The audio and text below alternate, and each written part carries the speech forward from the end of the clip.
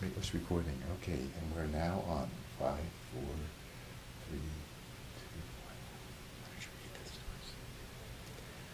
Faded initials, high in the birch, still clear to me, E loves J. Welcome to AHA. Ed Marshall is a poet from New Hampshire that's joining us tonight. Ed, why don't you tell me a little about what happens between you and Jay? Well, my wife's first name is Joyce, and that's where the J comes from. And she really loves that poem. She actually cries when she reads it, and it also lets me get out of the doghouse. I can do about anything I want as long as I have that poem on a card in my pocket. If I pull the card out and read it, So I'm people in the clear. people have been wondering, is poetry practical? It is extremely practical. Oh, yeah. You can get away with anything Yeah. with a good poem. And it's cheaper than diamonds. Yes, and Ed is going to show you it's cheaper than diamonds and you can get away with more. Yeah. Yeah. Okay. So what moved you to write this poem? There was a place in Lowell where I grew up where all the boys would carve their initials in this giant birch tree, and I went back there years ago to look, and what had been written there was it's just faded and faded and faded, and it just seemed kind of melancholy and sad to me that that had happened with what was so very important at the time. But it's still important now. That It you, is. Oh, because you turned it into a poem. Yeah. You've saved, yes. Yep. And it'll live, right? Well, in my wife's heart, it'll live forever. I don't know. I don't know Of other anywhere people? else. Well, now, but you, Yeah. Yeah. we are blessed with Mel Epstein among others. Yes, faded initials, high in the birch, still clear to me. E loves J.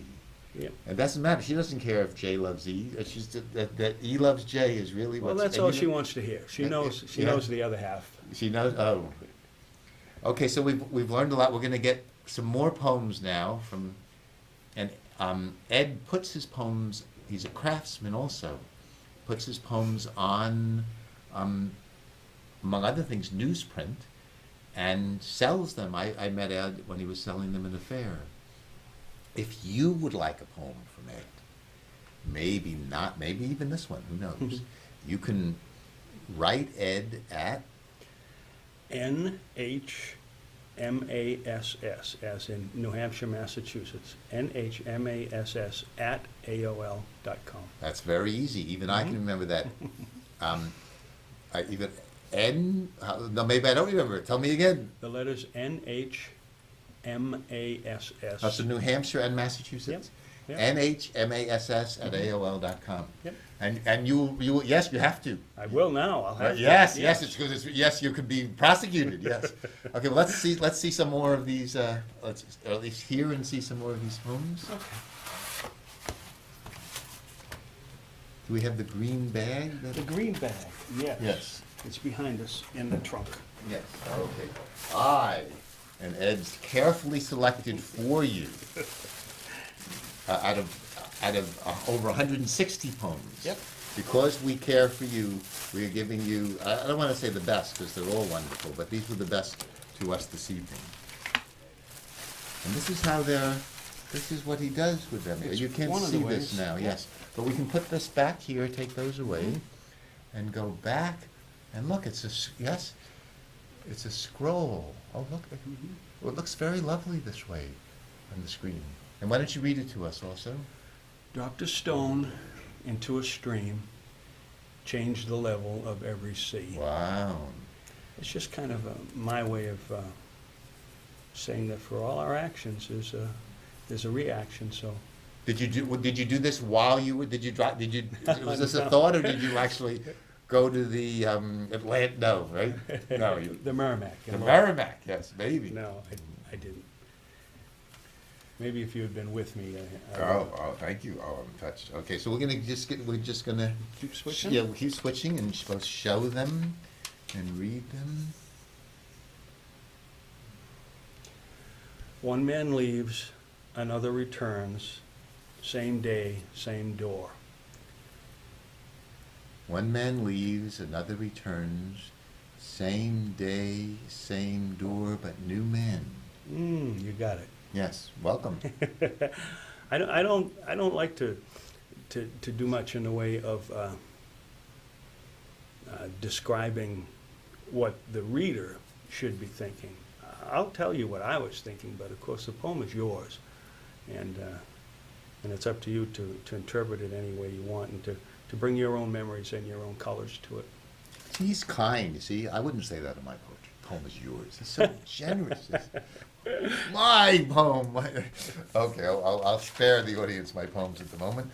And now this is also on another form. This is on a board, yes? Yep. Can we see that board? It's in the trunk. It's in the very bottom.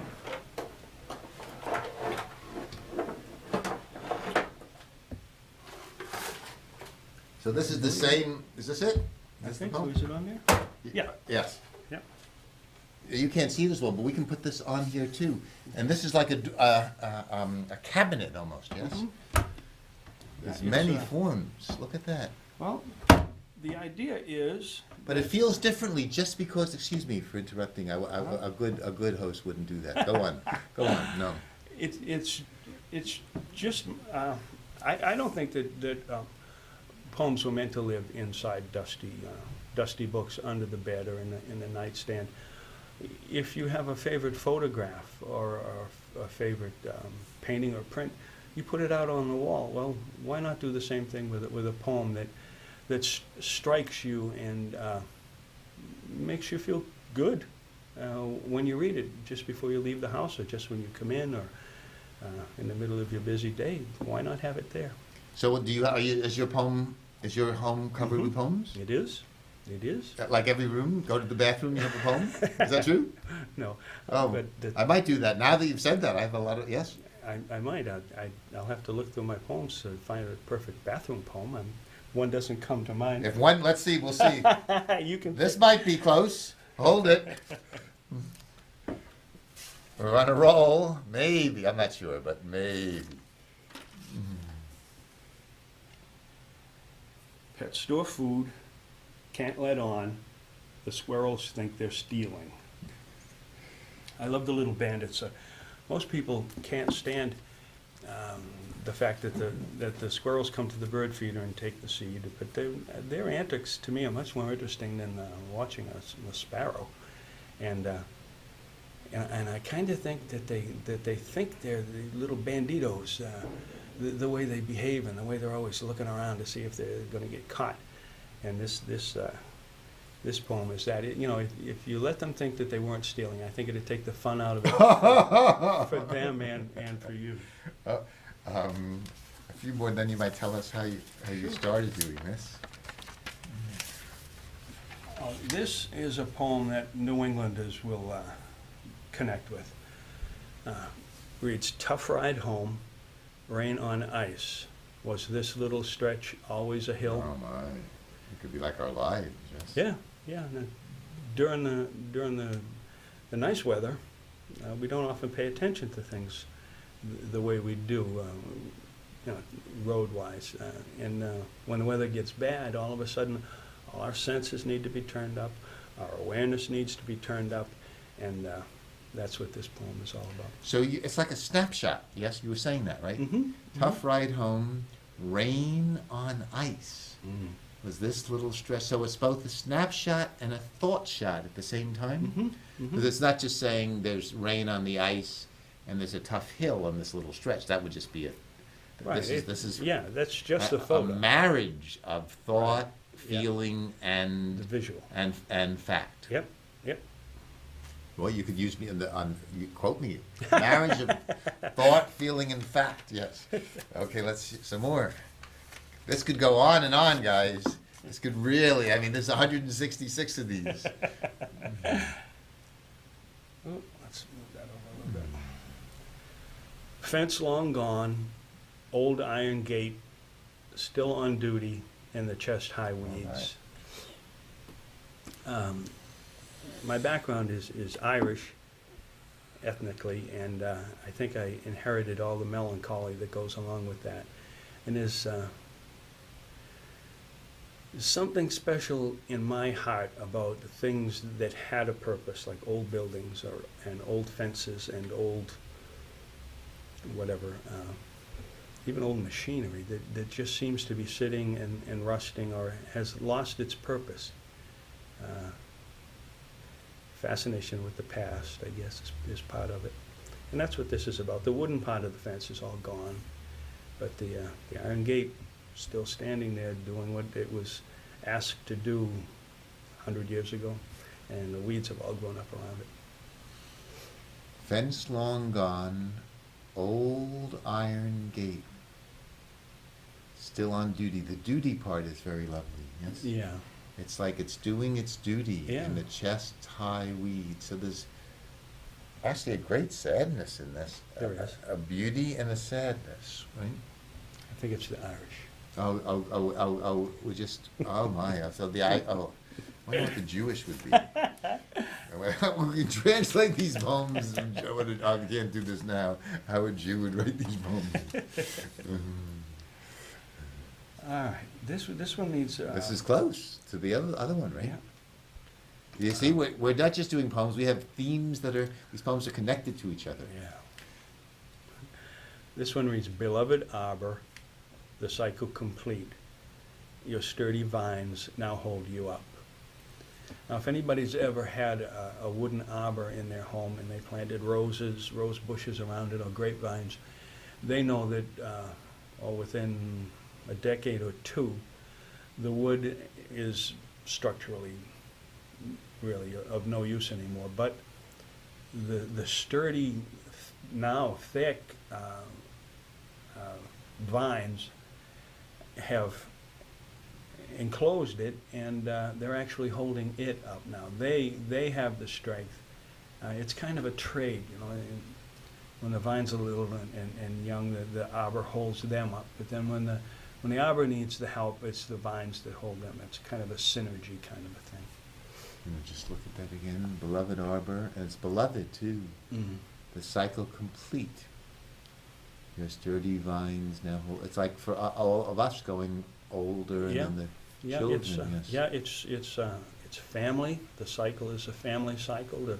The parents take care of the kids when they need it, and then when the parents need that kind of a help, the vines that had been young and now are grown and sturdy, they do the holding up. So it's both. It's again sad or poignant and beautiful, and loving all together in just 2, 4, 6, 8, 10, 12 words. And why don't you tell us how you started writing poetry? Well, I had always thought that I could write. There was something in me that said that talent, however small, was there in a seedling form. Or you knew that even in your 20s? Yeah, Even before you started writing poetry? I did. And you didn't even know poetry then, though, right? No, just grammar school and high school poetry, which is the best way to kill anyone's love of poetry. But you still felt, I have poetry in me? Well, I have writing in me. I have writing in me, yes. Yeah. And why did you feel that? Because you grew up in a tough city, right? Lowell? Yeah. Tough family? Yeah. Maybe that was it. A little paint, that's good. Little paint. Paint. Someone once, my brother, my dear beloved brother, Scott, who hasn't talked to the family in a little while, summed up all of Cambridge poetry in one word. Pain. Yeah, I guess. Oh, so that helped. You see, your wife who had a happier home, is she writing poetry? No. No, she had a wonderful childhood. Yes. And a very And has a nice loving home. career, but Yeah. no poetry. No poetry. Let's hear it from Vane. Me too. Yes. Is it worth it? Is it Yeah. worth that kind of a trade? Are you kidding? One poem like that, especially the one with the. Where's that first one again? He loves Jay. Yes, that's worth. How much pain would you? We should ask our viewers. We could have a call in, whatever it is. Is it around? It's not around anymore. But you know it. You can tell us. Yeah. Do you want me to say it? Yes. I'll take that away. Yes. Faded initials, high in the birch, still clear to me, E loves J. So how much pain would you endure Would you I don't have know. a painful childhood in order to write that poem? One writer, William Faulkner, said, "If you're not willing to run over your grandmother, you shouldn't become a writer." That's right. And every word is a drop of blood. Oh, really? Oh, that's not. Is that true now too? Still, you paid for it in the past, but It's now difficult. Yeah, it's. It's hard for you to writing? Although it appears simple, I mean, it's just 4 lines and there's no big words. No one's going to need to go run into the dictionary to read anything of mine, that's for sure. But they appear simple, and but I think that's a knack, that's a skill to make them appear simple. They start out as a page, maybe, of line after line after line, and then I whittle and whittle and whittle and whittle until I get down to the kernel of it, and when I'm done, I know. So you have a challenging childhood growing up in Lowell, and you have no experience to poetry that you like, right? No, none. Well, and any writing that you like or not? I can remember appreciating a well-turned phrase or a quotation that just was really, one of my favorite writers, I'm a history buff, one of my favorite writers of any form, any style, is Abraham Lincoln. If you took the Gettysburg Address or the Second Inaugural and read it and read it and read it, you couldn't remove 2 or 3 words from either of those works and have it stand the way it did. It's just, it's concise, and there's great beauty in it. So you're growing up and you're in your 20s and you're working in sales, yes? Well, I went to college, but after that... And graduated? Yep, as a history major. Wow. And then I did go into sales and customer service. But had this feeling that you were a writer? Well, yeah. Or wanted to write? I thought maybe if I gave it a real try, I could do it, and that I might be good at it. And this particular form surprised you. I don't think people write it. This is unique to you, I think. It is. A little haiku-like, but not... Yeah, it's haiku-ish. Yes. Want to look at another one? Yes.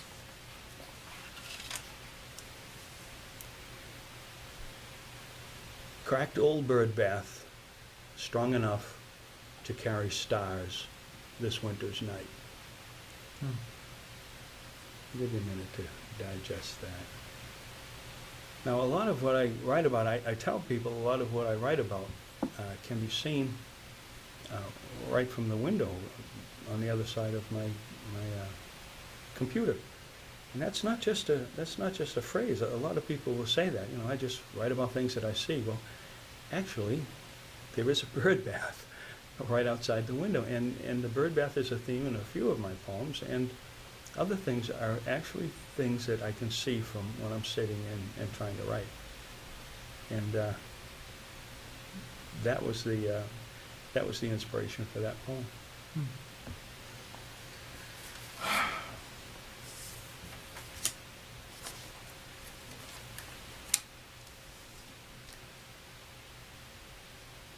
Now this should be saved for your Mother's Day show.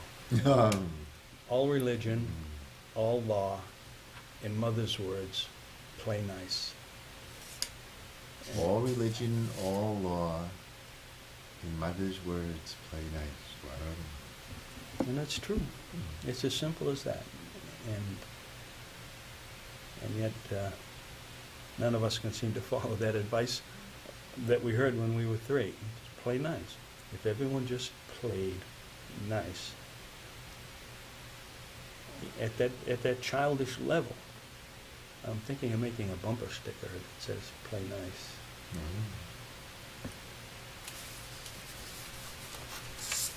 So we've got, although they're simple poems, we've just transformed the world. We've finally got if to play. Oh, I love this one. Yes. Mind and body, quiet now. Shh. They think I'm fishing. Wow. I think I especially like this one because you're tricking your mind and your body. Absolutely, yeah. You have, shh. Yeah. Wow. So many of these. So the other one was to transform the world, playing nice. But this is for ourselves, right? Yeah. Yeah. We can mind and body quiet now. Shh. They think I'm fishing. So great poetry really is in a little nugget, a revolutionary way to. I mean, people, if we really took this to heart, Mm-hmm. we would be peaceful like you. Mhm.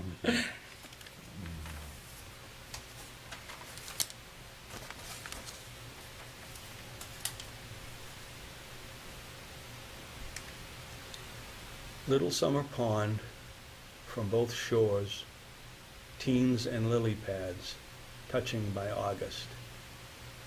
Which means I like this, but not totally understanding. Okay. Uh, During the summer, because of my background in fishing, uh, towards August and September, the lily pads, which were beautiful and very picturesque in May and June, have now pretty much choked off a small pond. They start along the shoreline, and of course, being plants, they want to grow and they want to thrive. And by the end of the summer, they've pretty much closed off everything, and the North Shore lily pads are actually touching the South Shore lily pads, and as we all know, teenagers can be that way. A summer pond, vacationing teenagers, and in the spring, they're shy and not talking to each other, but by August, they're touching. I have a friend who has a 14-year-old, 14, 15, 16-year-old daughters. He's got 3 girls within the space of about 4 years, and he doesn't like what I'm insinuating with that. Oh. But it's true. Truth. Wow.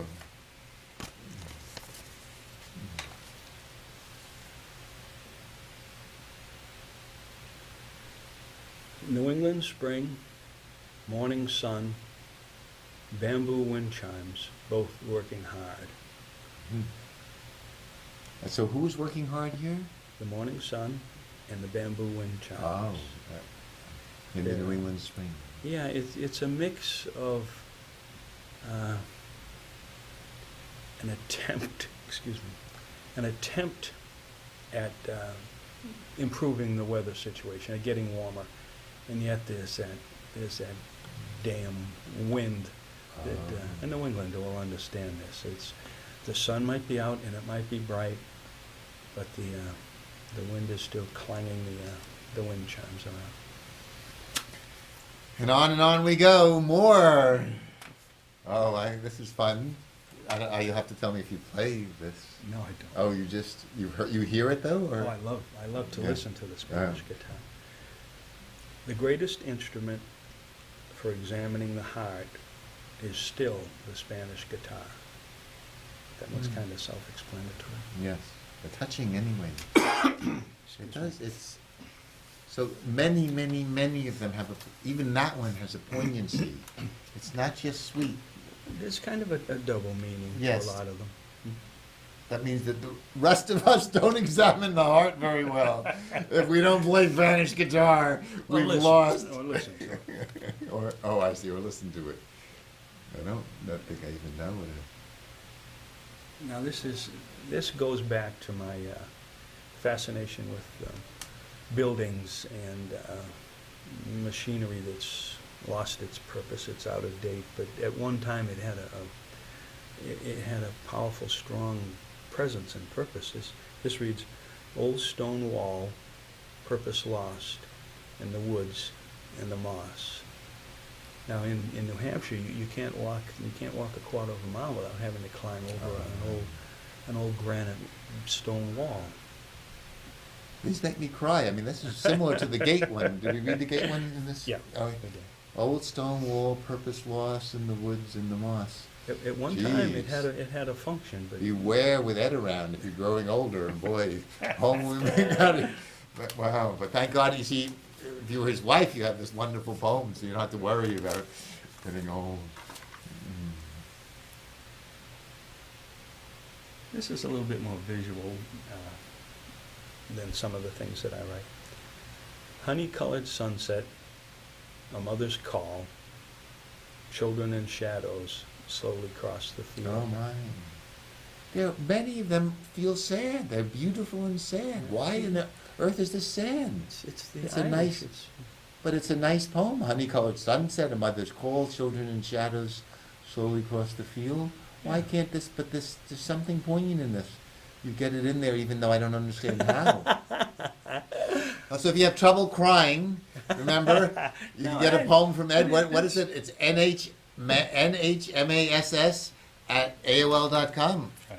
Okay, we only have a minute and 15 seconds. Oh, Lordy, that went by so I fast, think- didn't it? We're gonna just. I don't know. I don't want to rush this. I want to hear the poem to your wife again, Oh, okay. and I want but also show people what you're wearing. Oh, right.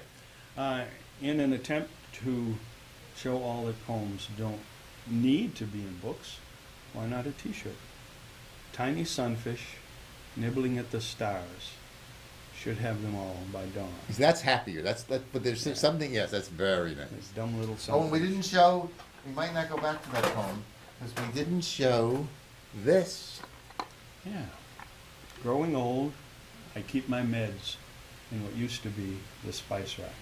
So you can illustrate poems. And Yeah, that, sure. Why yes. not? Hang it on the wall in the yes. kitchen. Oh, wow. All these possibilities. Yeah. Okay, so the last one to Jay, to dear Jay. Let's say it to her again. Faded initials, high in the birch, still clear to me, E loves Jay. So that's very, very loving. Still a little sadness because it fades, right? So sadness, loving, sadness, poignant, loving, and beautiful. That's who you are. A great get out of jail free card. Great, yes. Okay, we did it very nicely, I think. Okay.